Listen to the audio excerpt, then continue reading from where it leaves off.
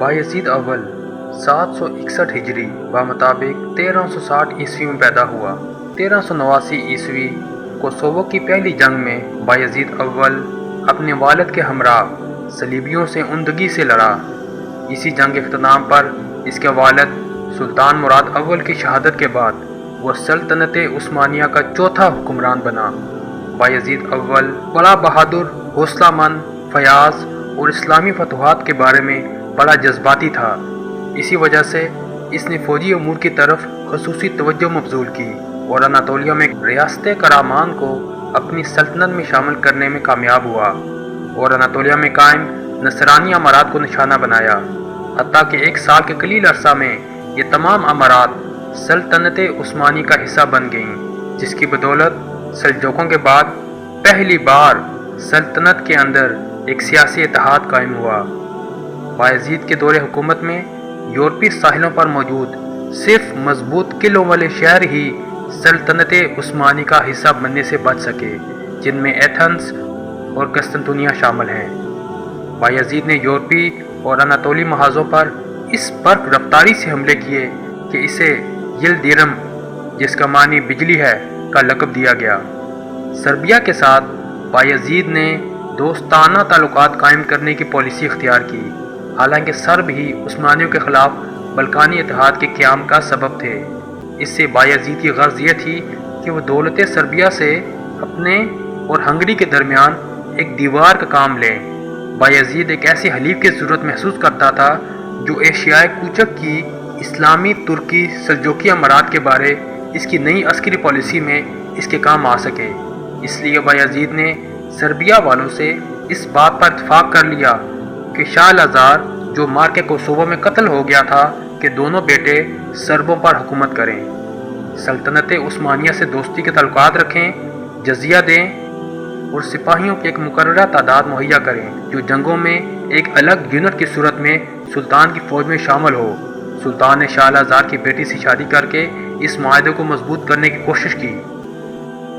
797 ہجری بمطابق 1393 عیسوی کو بایزید بڑی برق رفتاری کے ساتھ بلغاریہ کی طرف بڑھا اور اس پر قبضہ کر لیا۔ یہاں کی پوری آبادی نے اپنی گردنیں خم کر دیں اور اس کے ساتھ ہی اس کی سیاسی آزادی ہمیشہ کے لیے ختم ہو گئی۔ بلغاری کا سقوط کیا عمل میں آیا کہ پورے یورپ میں کوہرام مچ گیا۔ تمام یورپی طاقتیں بایزید کے رعب و دبدبا سے تھر تھر کانپنے لگیں۔ 1394 عیسوی میں سلطان بایزید اول نے تھیسالونیکی اور البانیہ کے علاقے فتح کیے۔ 1394 میں ہی صلیبی مسیحی فوجوں نے بادل نخواستہ ایکا کر لیا اور بلکان سے عثمانیوں کا نام و نشان مٹانے کی سبیل کرنے لگے۔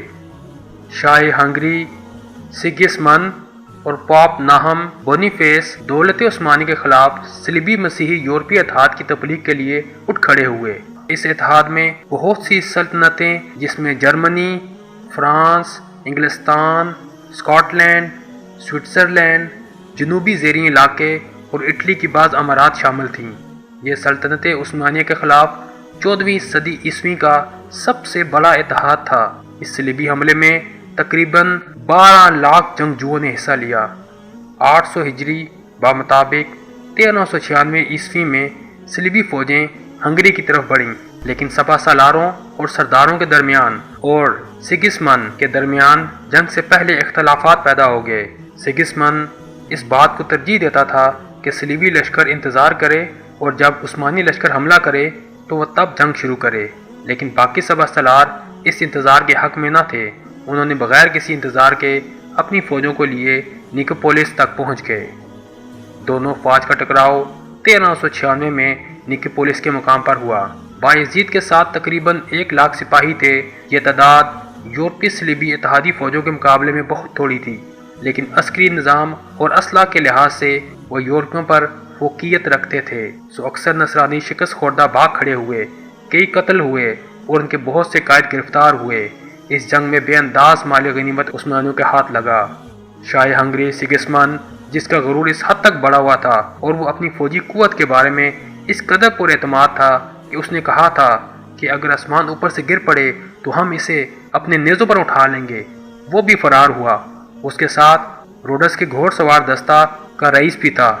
جب یہ دونوں بگھوڑے بحر اسود کے کنارے پہنچے تو نصرانی بحری بیڑے کو لنگر انداز دیکھا، کود کر ایک کشتی میں سوار ہوئے اور سر پر پاؤں رکھ کر یوں بھاگے کہ کسی چیز کا ہوش نہ رہا۔ نیکوپولس کے معرکے کے بعد یورپی معاشرے کی نظروں میں ہنگری کی قدر و منزلت بہت گر گئی اور ان کی ہیبت اور استود کا محل زمین بوس ہو گیا۔ اس فتح کی خوشی میں بایزید نے دارالحکومت بروسا میں عظیم الشان جامع مسجد اولو جامع تعمیر کروائی اور یورپی اسلامی دنیا میں خوشی کے شادیانے بجنے لگے۔ بایزید نے سلطان روم کا لقب اختیار کیا، جو اس بات کی دلیل تھا کہ دولت سلاجقہ کی وراثت کا وہ امین ٹھہرا ہے اور جزیرہ نما اناطولیہ پر اسے اقتدار حاصل ہو گیا ہے۔ ہزاروں مسلمانوں نے اناطولیہ کی طرف ہجرت کی۔ یہ لوگ دولت عثمانی کی خدمت کرنا چاہتے تھے۔ 1391 عیسوی میں بایزید نے بازنطینی سلطنت کے دارالحکومت قسطنطنیہ کا پہلا محاصرہ کیا، جو 7 ماہ تک جاری رہا۔ نیکوپولس کی جنگ سے پہلے بازنطینی شہنشاہیت پر بایزید دباؤ سخت کرنے اور قسطنطنیہ میں مسلمان کے امور کا فیصلہ کرنے کے لیے قاضی کے تقرر پر حکومت کو مجبور کرنے میں کامیاب رہا۔ 1393 میں بایزید نے بیزنطینیوں کے سمندر کے راستے ہر طرح کی مدد روکنے کے لیے انازول قلعہ تعمیر کیا۔ 1395 میں بایزید نے دوبارہ قسطنطنیہ کا محاصرہ کیا۔ اس بار بیزنطینی شہنشاہ نے اسلامی محکمہ قضاء کی تشکیل، مساجد کی تعمیر اور اسلامی برادری کے لیے شہر کے اندر 700 گھروں کی تخصیص کو منظور کر لیا۔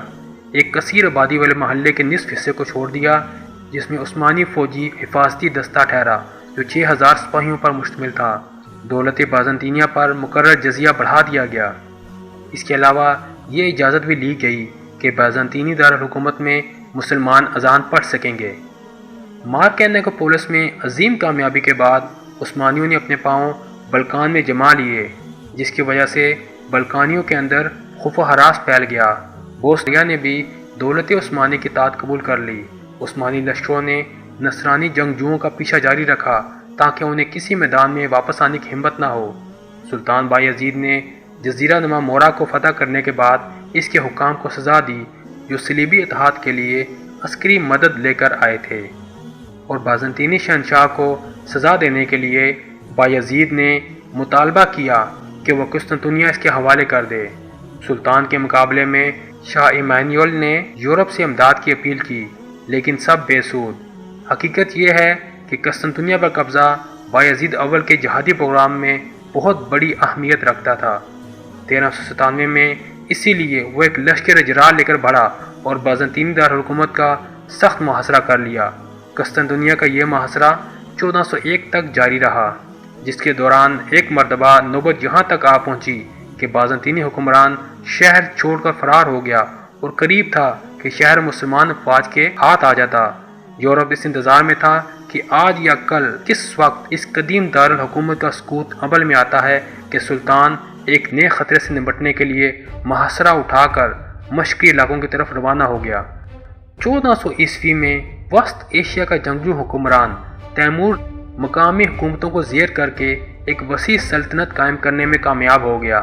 تیمور اور سلطان بایزید کے درمیان جب کلش میں مختلف عوامل اور اسباب کار فرما تھے، جن میں اہم ترین عراق کے وہ امیر جن کے علاقوں پر تیمور نے قبضہ کر لیا تھا وہ سلطان بایزید کے ہاں پناہ گزین ہوئے۔ اسی طرح ایشیا کوچہ کے بعض امراء نے آ کر تیمور کی پناہ لے لی تھی، اور دونوں جانب پناہ لینے والے یہ امراء تیمور اور سلطان بایزید کو جنگ پر اکساتے رہتے تھے۔ اس کے علاوہ نصرانیوں نے تیمور کو شہ دی کہ وہ سلطان بایزید پر حملہ آور ہو اور اس کا خاتمہ کر دے۔ دونوں حکمرانوں کی طرف سے ایسے خطوط تحریر کیے گئے جس میں ایک دوسرے کی تصحیح کی گئی، جس نے جلتی پر تیل کا کام کیا، اور سب سے بڑھ کر یہ کہ دونوں حکمران اپنی سلطنت کو وسیع کرنا چاہتے تھے اور ان کی ریاستوں کی سرحدیں ملتی تھیں۔ یہی چیز اس چپکلش کا اصل محرک ثابت ہوئی۔ تیمور اپنے لشکر کو لے کر آگے بڑھا، سیواس پر قبضہ کر لیا اور شہر کے محافظ لشکر کو شکست دی۔ سلطان بایزید ایک لشکر لیے 804 ہجری بمطابق 1402 عیسوی کو تیمور کے مقابلے میں انقرہ پہنچا۔ 20 جولائی 1402 عیسوی کو جنگ انقرہ میں تیمور نے عثمانی فوج کو شکست دے کر سلطان بایزید کو گرفتار کر لیا۔ سلطان بایزید کو جنگ انقرہ میں شکست کا اتنا غم تھا کہ وہ 1 سال بعد ہی 1403 میں دوران قید انتقال کر گیا۔ کہا جاتا ہے کہ تیمور نے شروع میں دوران قید سلطان بایزید کے ساتھ اچھا برتاؤ کیا، لیکن جب سلطان بایزید نے 3 بار بھاگنے کی کوشش کی تو تیمور نے سلطان بایزید کو پنجرے میں بند کر دیا اور اسے ہر جگہ لیے پھرتا تھا، لیکن اس بات میں کتنی صداقت ہے کچھ نہیں کہا جا سکتا۔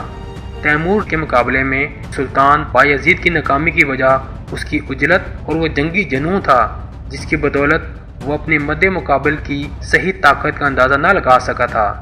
اپنی فوج کے ہمراہ جہاں سلطان بایزید نے پڑاؤ کیا وہ جگہ کسی لحاظ سے بھی میدان جنگ کے قابل نہ تھی۔ سلطان بایزید کے بہت سارے فوجی تو پانی کی عدم دستیابی کی وجہ سے پیاس سے ہی مر گئے کیونکہ بلا کی گرمی پڑ رہی تھی۔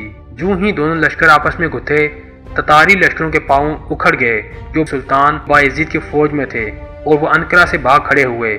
اسی طرح اسیویہ امارات کے لشکر جو اس کی فوج میں ان علاقوں کی فتح کے بعد شامل ہوئے تھے ثابت قدمی کا مظاہرہ نہ کر سکے۔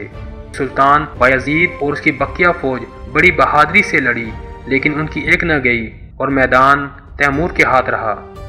یورپ کی نصرانی حکومتیں تیمور کی کامیابی سے بہت خوش ہوئیں۔ انگلستان، فرانس، قشتالہ اور قسطنطنیہ کے بادشاہوں نے تیمور کو مبارکبادی کے پیغام بھیجے۔ یورپ کو یقین ہو گیا کہ عثمانی خطرہ جس سے وہ عرصہ دراز سے ڈرے ہوئے اور سہمے ہوئے تھے ہمیشہ کے لیے ٹل گیا ہے۔ سلطان بایزید کی شکست کے بعد تیمور نے ازنیک، بروسا اور دوسرے کئی شہروں اور قلعوں پر قبضہ کر لیا۔ اس کے بعد وہ آگے بڑھا اور ازمیر کے دروازے پر دستک دی۔ عالم اسلام تیمور پر لعن طعن کر رہا تھا کیونکہ اس نے سلطان بایزید کی یورپ کی طرف بڑھتی ہوئی فوجوں پر حملہ کر کے اسلام پر کاری ضرب لگائی تھی۔ تیمور نے ایشیائی کوچے کے امراء کو ان کی سابقہ املاک کو واپس کر دیا اور اس طرح وہ امارات جن کو سلطان بایزید نے اپنی سلطنت میں شامل کر لیا تھا دوبارہ خود مختار ہو گئیں۔ تیمور نے ایک اور سیاسی چال چلی اور سلطان بایزید کے بیٹوں میں پھوٹ ڈال کر تاج و تخت کے لیے ان کو آپس میں لڑا دیا۔ سلطان بایزید کے 5 بیٹے تھے اور یہ پانچوں ہر مارکے میں اپنے باپ کے شانہ بشانہ لڑے۔ ان میں سے ایک کا نام مصطفیٰ تھا جس کے بارے گمان کیا جاتا ہے کہ وہ جنگ میں مارا گیا۔ دوسرا بیٹا موسیٰ اپنے باپ کے ساتھ تیمور کی فوجوں کے ہاتھوں گرفتار ہوا۔ باقی تینوں بھاگنے میں کامیاب رہے۔ ان میں سے بڑا جس کا نام سلیمان تھا ادرنا پہنچا اور اعلان کر دیا کہ وہ یہاں کا حکمران ہے۔ عیسیٰ بروسا پہنچا اور لوگوں کے سامنے اپنے باپ کے جانشین ہونے کا اعلان کیا، جبکہ محمد جو ان سب میں چھوٹا تھا ایشیائی کوچے کے شمال مشرق میں اماسیا چلا گیا۔ اس کے ہم رکاب کچھ سپاہی بھی تھے اور تینوں بھائی جو سلطنت کے ٹکڑوں پر لڑ رہے تھے کے درمیان جنگ چھڑ گئی۔ دشمن چاروں طرف سے انہیں دیکھ رہے تھے۔ ادھر تیمور نے موسیٰ کو رہا کر دیا تاکہ وہ فتنہ و فساد کی اس آگ کو مزید تیز کر دے۔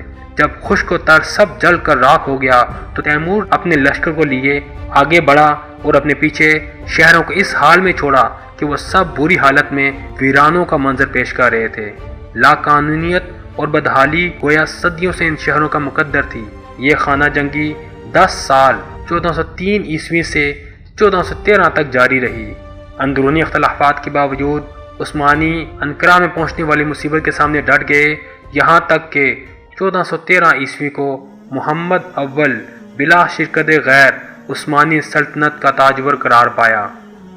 سلطان بایزید اول نے جب تخت سنبھالا تھا تو سلطنت عثمانیہ کا رقبہ تقریباً 5 لاکھ مربع کلومیٹر تھا۔ انقرہ کی جنگ سے پہلے سلطنت عثمانیہ کا رقبہ 9,42,000 کلومیٹر ہو چکا تھا، جس میں بلقان کا 4,42,000 کلومیٹر اور اناطولیہ کا 5 لاکھ مربع کلومیٹر کا رقبہ شامل تھا۔ سلطان بایزید اول کو بروسا میں دفن کیا گیا۔